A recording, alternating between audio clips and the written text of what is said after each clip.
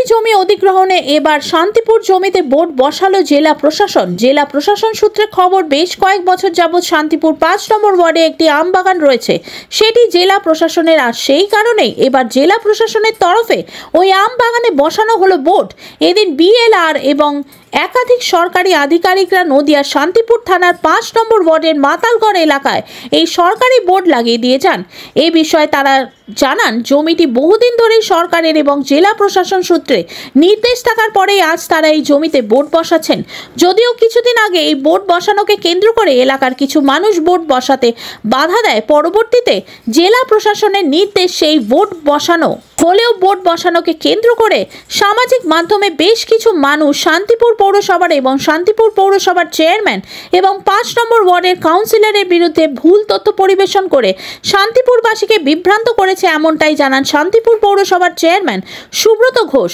পরবর্তীতে আবারও এই বোর্ড বসানো এবং জেলা প্রশাসনের নির্দেশে পৌরসভার সঙ্গে কথা বলে বোর্ড বসানো হয়েছে বলেই জানান তিনি।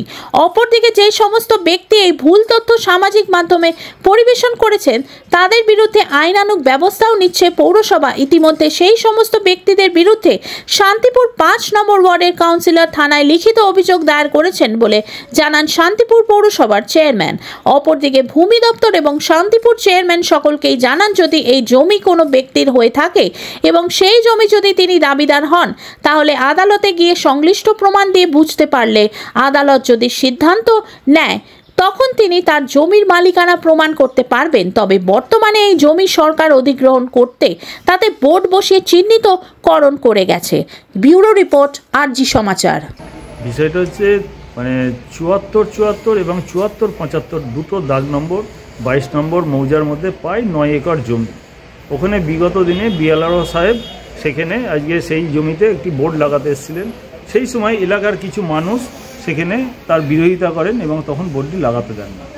এবং পরবর্তী দিনে বিএলআরও সাহেব পৌরসভাকে বলেন যে এরকম ব্যাপার, আপনারা ওইখানে যে আমাদের পৌর এলাকার মধ্যে একটি জমি আছে, সেখানে একটি যদি বোর্ড আপনি একটু অ্যারেঞ্জমেন্ট করে দেন তাহলে ভীষণ ভালো হয়।